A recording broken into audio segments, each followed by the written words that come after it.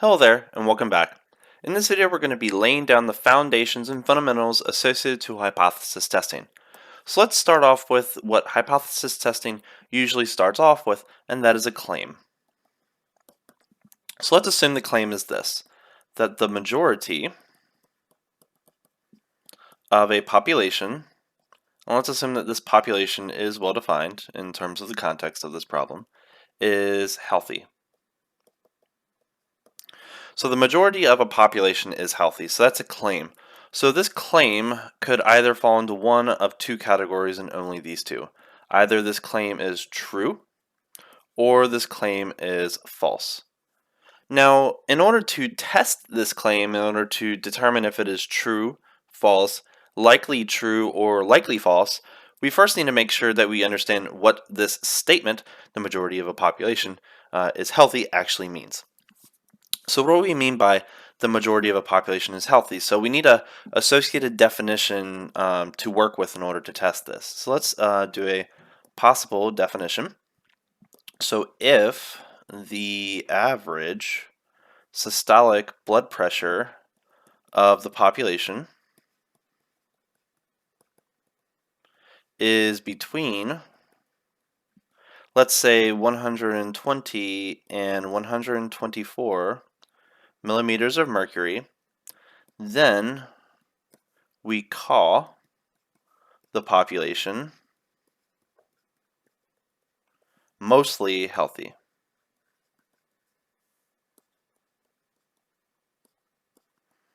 Right, so as long as you have a working definition, and one could argue that this definition is not valid or it has some flaws, or it's not the best definition that you probably would use for this claim, it at least is a definition and a premise to work with in order to determine, how true or false this claim actually is. So since we have a possible or potential definition for this particular claim, now we can define what we refer to as the null hypothesis. So the null hypothesis of a hypothesis test is the mathematical representation of a scientific claim. So the claim is that the population or the majority of the population is healthy, and from this definition we say that the null hypothesis, which we abbreviate by H sub 0 or H sub O, is defined by having a population average, so an average population systolic blood pressure between 120 and 124 millimeters of mercury. So the claim is that the mean systolic blood pressure, which I'm going to represent by mu x, is in between 120 and 124. And again, we abbreviate this H0 as the null hypothesis. And again, that is the mathematical representation of the scientific claim that we are going to try to test. In conjunction to a null hypothesis, then we need to formulate an alternative hypothesis, which we're going to abbreviate by H sub A. Some people will use H sub 1, that's also a valid representation. So this is going to be called the alternative hypothesis. So the alternative hypothesis is always going to be the complement of the null hypothesis or a subset thereof of the null hypothesis. So if we just use the easiest alternative, which is always the complement, then what is the complement of 120 to 124?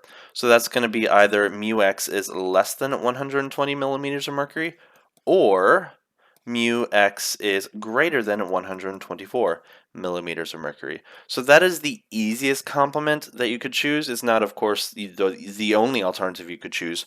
For example, you could choose, mu x is less than 115 or mu x is greater than 150. That might be an extreme boundary, but nonetheless it is a subset of the complement of the null hypothesis. But it would be a valid alternative hypothesis. The only downside of this one is that this covers a less range for which you would have statistics agree with. So usually this is going to be harder to prove, generally speaking, compared to the more general complement of the null hypothesis. But if you are able to prove that this more strict alternative hypothesis is actually true, then of course you have evidence that is actually very strong in favor of this particular alternative hypothesis. It's just usually harder in general to prove it. because generally the goal is to either prove that H0 is true, or give evidence to suggest that it is true, or to prove that it is not true, or suggest that there is evidence to believe that it is not true, right? So what we usually like to do when we have this particular structure, alternative and null hypothesis, is that we need to decide what we will use, or what will we use to try to find evidence in favor of the alternative hypothesis. So what will we use to try to find evidence in favor of the alternative hypothesis? So what we're going to do is we're going to estimate, so our goal, generally speaking, is to estimate this parameter, mu x. So what are we going to estimate mu x by? Well, in the previous discussion, we discussed about point estimates and standard errors associated to them.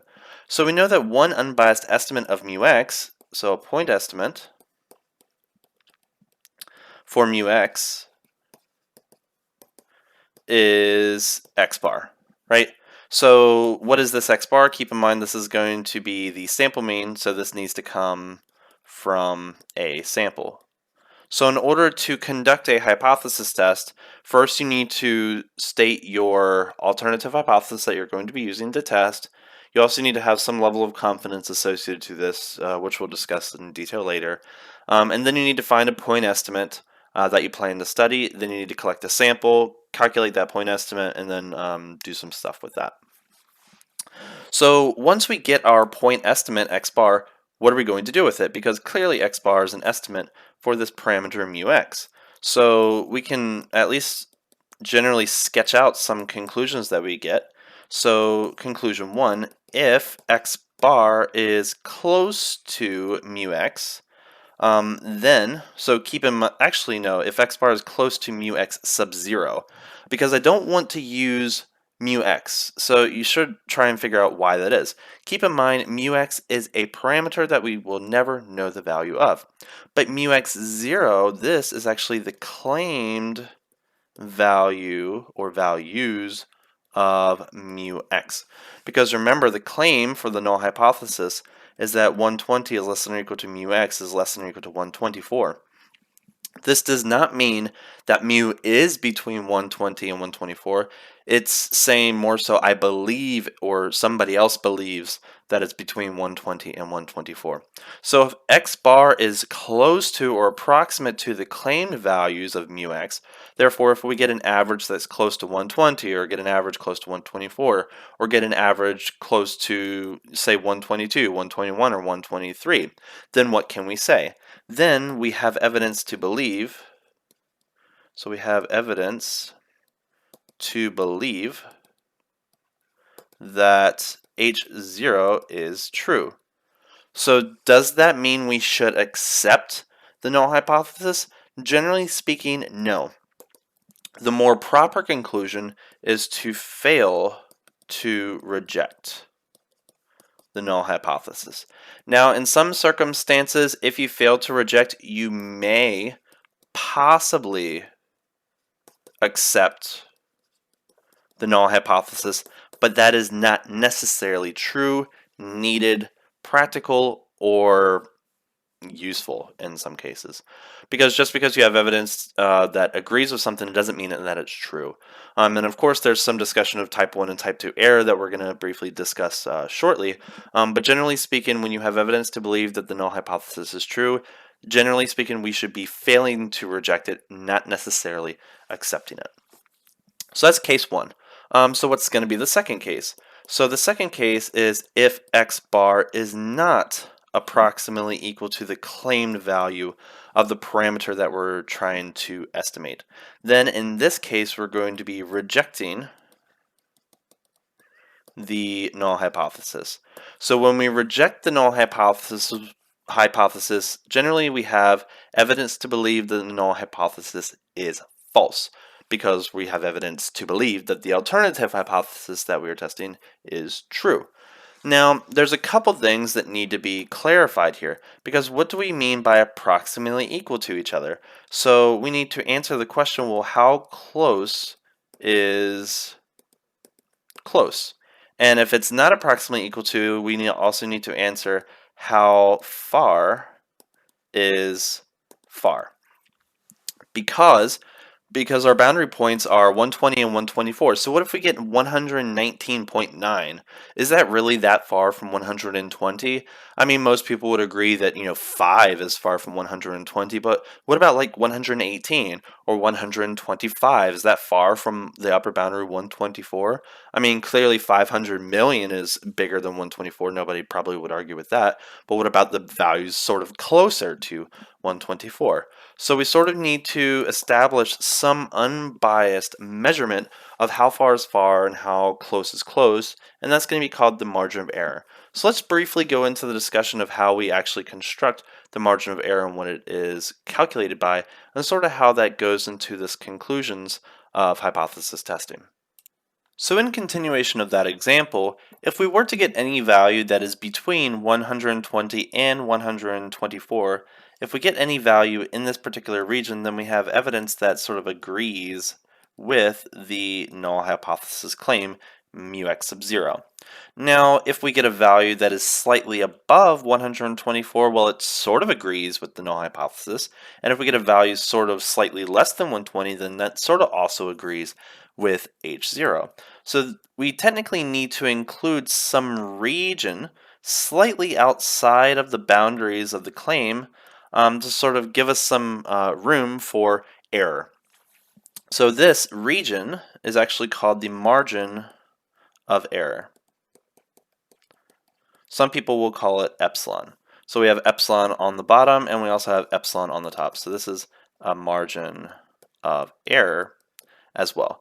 Now, it's not necessarily true that the margin of error need to be symmetrically distributed. For example, you can have a lower margin of error and an upper margin of error where epsilon sub L and epsilon sub 0 are different numbers. That's definitely possible, but generally speaking, the margin of error for the simplest cases are usually equal to the same exact thing, and we usually refer to them as epsilon. So this is going to be epsilon, which is going to stand for the margin of error associated to a hypothesis test. So the next question then becomes, well, how do we calculate the margin of error? So the margin of error is usually based on a few things. So let's briefly discuss them. So margin or margins of error. So the margins of error are usually based on a combination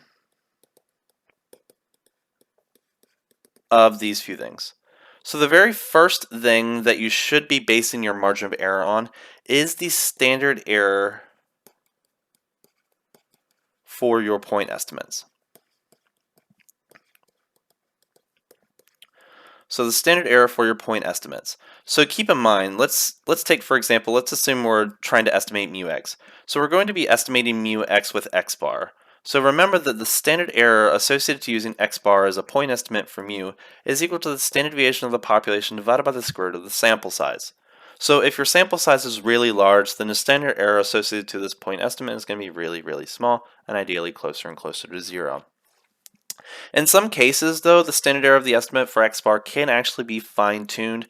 If you do know the population size, capital N, sometimes we can include this little term at the end, which we call the finite population correction factor, or FPC for short. We'll discuss this in a little bit of detail a little bit later, but this allows us to say that, when our sample size equals the population size, then the standard error should be equal to 0. Because generally speaking, if we just focus on the classical standard error of the estimate for x bar, if little n is equal to capital N, the standard error should be equal to 0, but this formula is not going to guarantee or generate that particular result. So the FPC allows us to sort of fix that. We'll discuss that in detail later, but at least be aware of it for now. So the standard error for point estimates definitely should be included in our combination of calculations in order to justify or create our margin of error. The second thing that you should be including in some context for your margin of error is the knowledge and background and wisdom that you have for the test that you are actually executing. So this is usually called the level of statistical significance. And we're going to be representing statistical significance by Greek letter alpha. And also, another equivalent perspective of statistical significance is confidence, or statistical confidence in the study. And we're going to be represented by that by C. And the relationship between alpha and C are actually going to be complements of each other. So alpha is going to be 1 minus the level of confidence, and confidence is going to be 1 minus the level of statistical significance. We'll discuss each of these things in a little bit more detail later. So if you're more confident in your study, then your margin of error should be relatively small. If you're not as confident, then possibly your margin of error should be a little bit more, let's say larger. It really depends on what you're looking at, whether it should be larger or smaller, depending on your level of confidence, but we'll discuss those in a little bit of detail later. So other things that you may want to discuss determine depending on what you're studying. So let's just include this in a broad category, so other known information.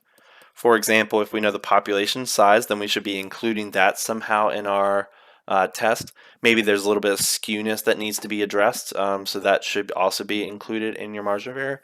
And several other things can be included in this calculation as well. And we'll discuss some of the common ones in the upcoming discussions. So let's look at a particular example, and let's go back to our conclusion setups for hypothesis testing. So let's assume we know that x bar is distributed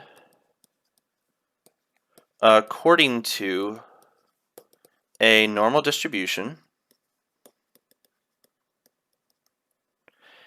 if x1, x2, down to say xn are independent and identically distributed normal random variables. Right, so if x1, x2, xn are all coming from the same exact distribution and it's assumed to be normal, then we know that the sample mean associated to that sample is also going to be normal as well. So if that is the case, that means the z-score for the particular sample mean is going to be associated to what type of distribution? A standard normal, aka a z distribution. So if x bar is associated to a normal distribution, generally speaking, the shape of that distribution should be relatively symmetric. Now, if these x values are not associated to a normal distribution, central limit theorem at least says that if the sample size is relatively large, then the distribution of x bar is going to be relatively normal, or close to normal, or approximately normal, maybe with a little bit of skewness. So you might have a little wave there if you're coming from a skewed right distribution or something like that.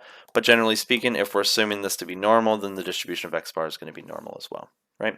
So generally speaking, we don't exactly know where the sample mean that we're going to calculate is going to be. So sometimes it's just safe to believe that it's going to be around the mean or the expected value of the distribution of x bar. So let's assume that our sample mean is going to be chilling in the very middle of this distribution. So if we have a symmetric level of confidence and a symmetric level of standard error, and all of our other information is also symmetric, that means that our margin of error in the lower boundary and an upper boundary is going to be equal to each other. So we're going to have this type of scenario. So this region, let's assume these areas are equal to each other, is going to represent our level of confidence. So this shaded area is always going to be represented by C. So once you have this picture in your mind, that can actually help you figure out part of your margin of error calculation, which we'll definitely get into here. So let's assume that our mu x0 value has an axis of its own, right? So these are all the possible claims that someone can have. So let's assume that we get a claim that is near our x bar or slightly around it, right? So if we get a mu x0 that is equal to our x bar, that means our x bar agrees with the claim.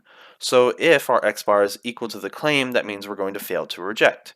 If the claim is near our x bar within our margin of error, either slightly below or slightly above, we're still going to be failing to reject the null hypothesis H sub 0.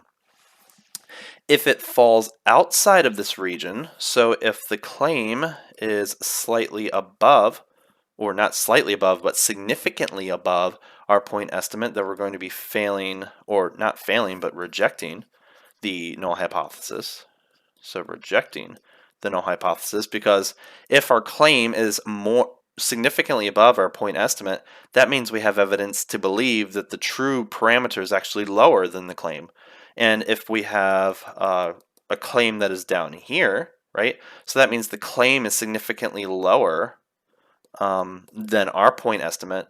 That means we have evidence to believe that the parameter value is actually higher than the claim value. So we're going to be rejecting that particular region as well. So this picture is always going to be associated every time you have, for example, mu is equal to mu 0 with a two-sided alternative mu does not equal to mu 0. Every time you have this type of picture, and we're assuming that x is coming from a normal distribution, this is always going to be the picture that you're going to have. So let's just, verbally just talk a little bit about, what this actually means, because this gives us some decision intervals that we can use for our hypothesis test. So the farther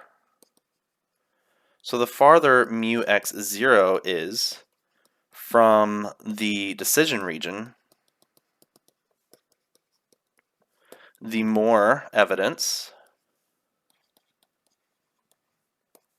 we have to reject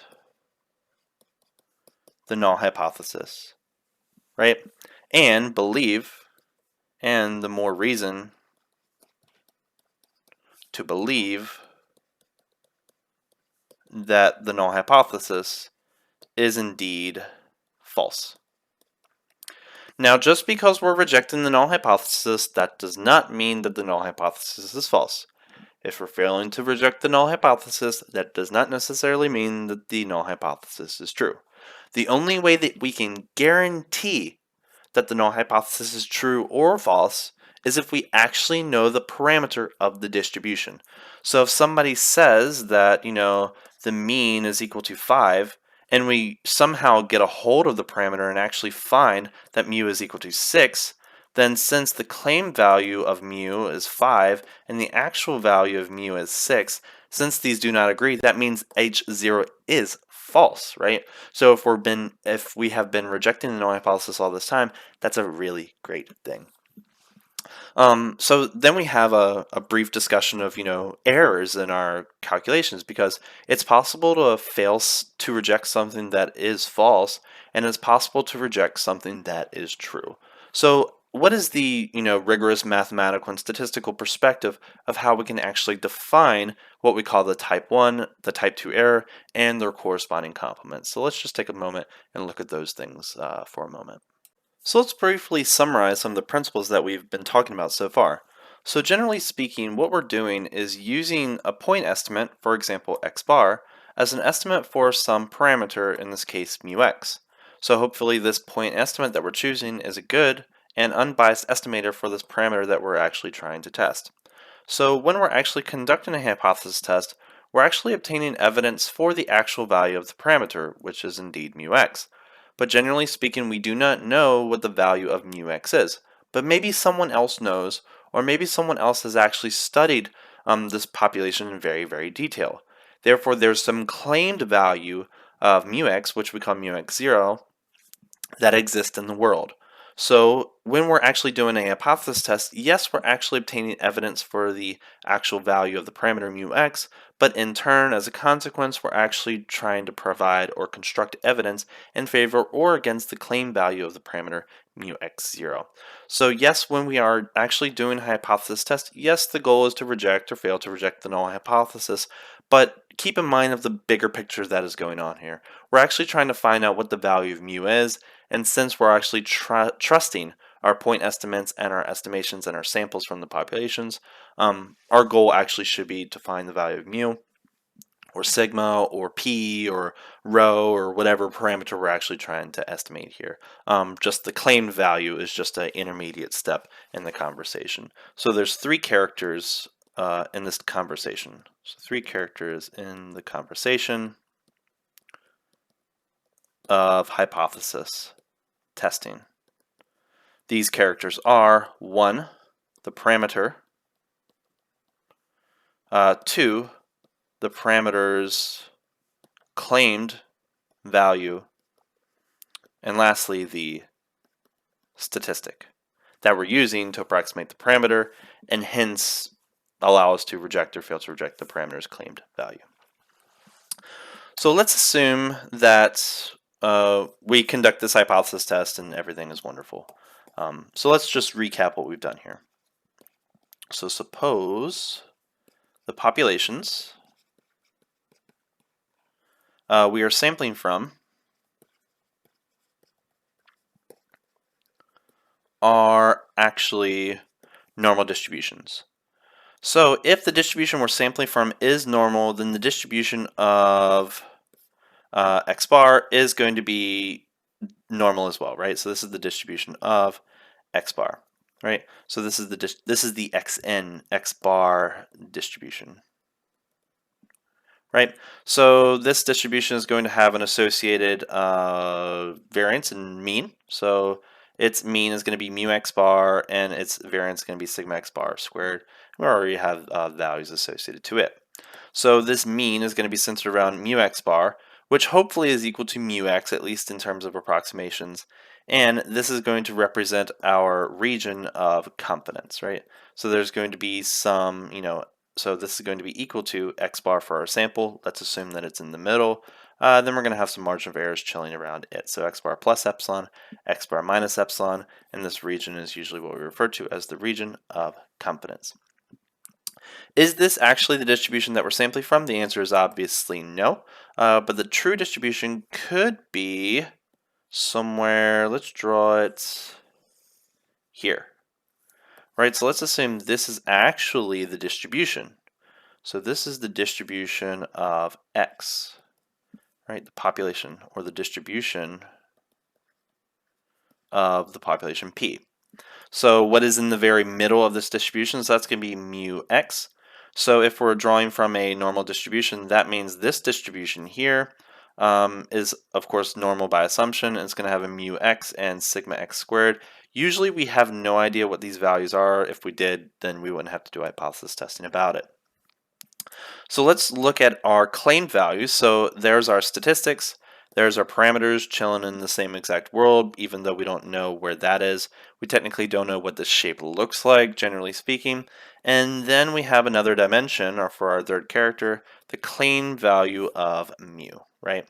So, it's possible that the claimed value of mu actually is the true value of mu. It's possible that, the true value of mu is, significantly less than the claimed value of mu. It could be that our statistic is significantly closer to the claimed value, forcing the value to be significantly somewhere down there.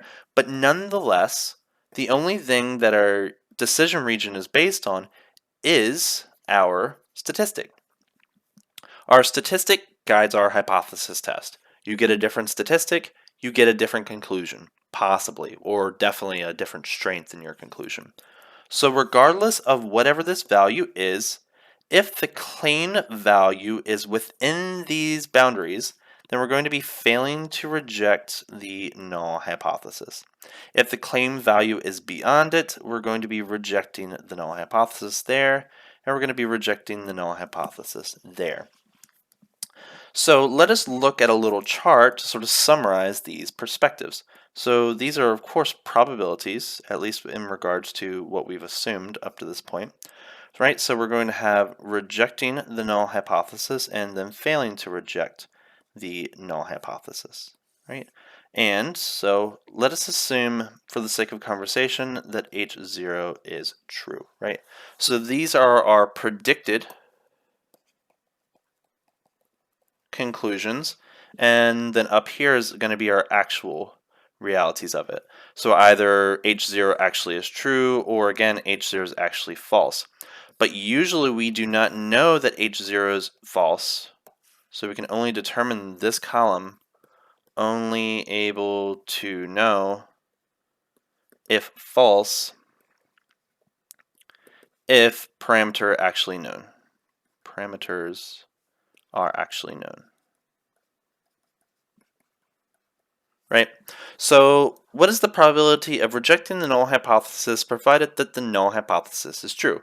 So, if we look at this picture, the probability of rejecting the null hypothesis is actually going to be equal to this region in the tails of this particular distribution. So, since the middle region is C, that means this is going to be equal to alpha, which is again 1 minus C. And the probability of failing to reject the null hypothesis when the null hypothesis is true, that's going to be equal to C, which again is equal to 1 minus alpha. Now, which one of these two conclusions is a bad thing? Clearly, rejecting something that is true is a bad thing, so therefore that is an error. So this alpha value, so the probability of rejecting the null hypothesis under the condition or assumption that the null hypothesis is true, again is equal to alpha. We refer to this as a type 1 error. Some people will also refer to this as a false positive. Now, let us assume that the null hypothesis is false. And again, the only way that we can actually determine this is if we actually know this green distribution, therefore we know the mean of it. Right? So how do we find the probabilities of those? So the probability of rejecting, remember, these criteria, this rejection, failing to rejection, is decided by this x bar and the lower and upper bounds in regards to our margin of error, right? The distribution that that area is situated to depends on the perspective. Either H0 is true or H0 is false. And in default, we always assume that the null hypothesis is true and try and prove it's false with some contradictions. But when we actually do know the true distribution, then we have evidence to believe that H0 is false. So where is the area associated to failing to reject the null hypothesis when the null hypothesis is false? So failing to reject the null hypothesis is still going to be in between these two numbers, but with respect to the distribution that H0 is false, that is going to be this area right here. This slightly trapezoidal little area there, right? So the boundaries are still x bar minus epsilon, x bar plus epsilon, but the area is integrating with respect to the true distribution, right? So with the true mean and sigma of the normal distribution of the population, right? So that's failing to reject the null hypothesis. Assuming the null hypothesis is false, we're going to be referring to that as beta, right? Now, is failing to reject something that is false a bad thing? Indeed it is. So this value beta, which is this area of that shaded region, is what we refer to as a type 2 error. So the probability of failing to reject the null hypothesis when the null hypothesis is false is beta, and this is what we refer to as a type 2 error. And some people will refer to this as a false negative. Right? Now, of course, we have this little box still missing here, like what is that area equal to? So clearly that area, if we were to shade some pictures, would be the area of this little small tail that is really hard to see there, and then everything here, right? So that's the probability of rejecting the null hypothesis, assuming that the null hypothesis is false. So we're going to be referring to that as pi. Pi is going to stand for power. So pi for power, or the power of the test, and that's clearly going to be equal to the complement of the type 2 error, or beta. So pi is 1 minus beta, beta is going to be 1 minus the power of the test. We're going to be talking about the power of the test and the type 2 error later, but the only way that you can actually calculate these things is if you actually know the distribution of the population. So we're going to revisit these things once we're a little bit more comfortable with hypothesis testing and eventually confidence intervals, but at least now you should at least know the concepts and where these areas are lying in regards to this shaded picture. Now let us look at just a couple more things before we actually move on in our video series about how to actually execute hypothesis testing with samples. And let's just, summarize these things that we've discussed so far and see what else we can mention. Let's begin by summarizing the main ideas that we've discussed. So, in order to reject the null hypothesis, so let's assume that is our primary goal. What is it that we actually need? So we need a sample, firstly, more so a sample statistic value that is significantly far, I guess I should include here, significantly far farther the better, of course, from the claimed parameter value. So let's assume, just for the sake of conversation, that we have a null hypothesis of, let's say, 15, and an alternative hypothesis of mu not being equal to 15. So that's the easiest alternative that we can have. So what do we want if we want to reject the null hypothesis? So we want x bar minus mu h0, or the claimed value of the population mean, to be as what as possible. So we want the distance between our statistic and the claimed value of the parameter to be as large, positive as possible. So if it's as large positive as possible, well, what exactly does that picture mean? So if our distribution looks like that, and we're assuming that x bar is in the middle, x bar minus epsilon, x bar plus epsilon up there. So if this is our region of confidence, if x bar minus mu h0 is really, really positive, where does the claim value of mu actually lie on this picture? So remember, if the difference between each of these is positive, that means x bar is larger than mu h0, right? So that means mu h0 is chilling somewhere down in this particular picture.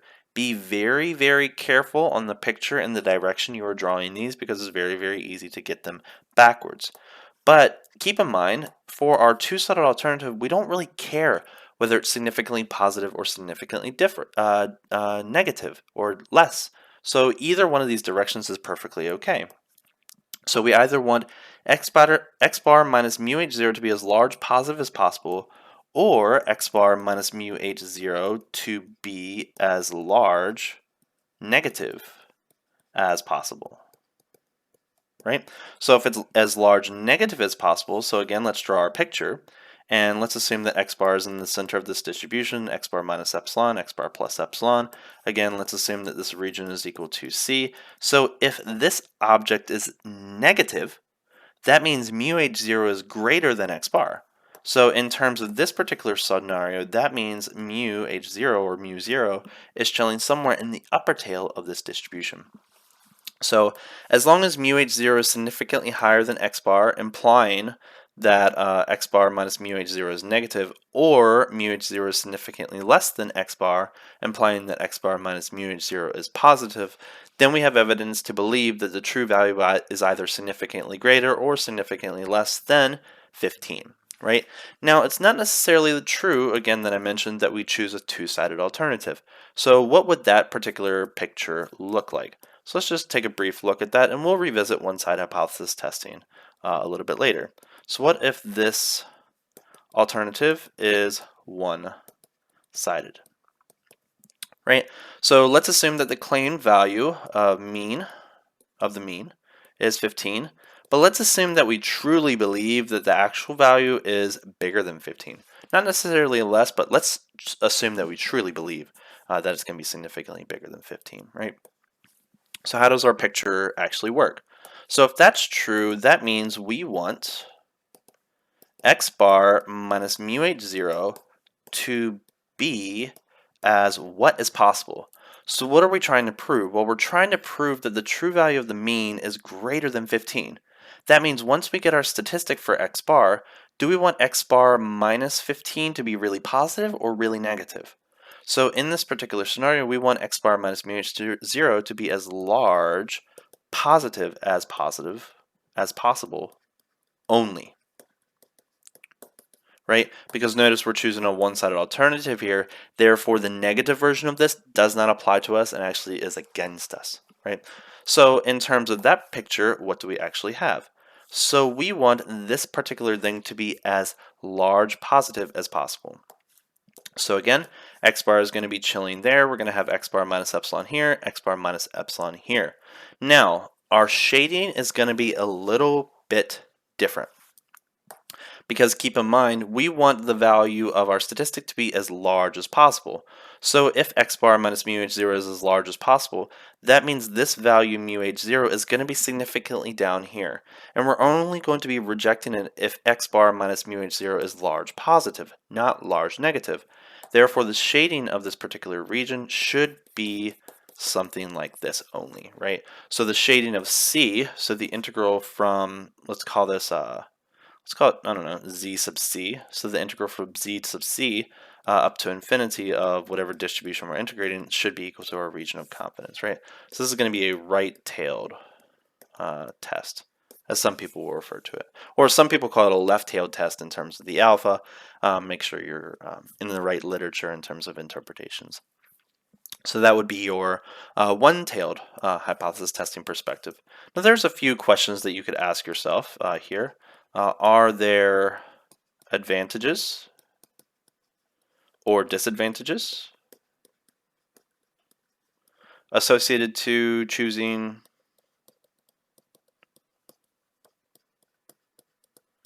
a one-tailed alternative hypothesis versus a two-tailed alternative hypothesis? We'll discuss these things later, of course. But for now, that is just an introduction to hypothesis testing, decision regions, margin of errors, point estimates, and some of the pictures that we're actually going to be using a lot in the upcoming discussions. So I hope to see you there. Take care.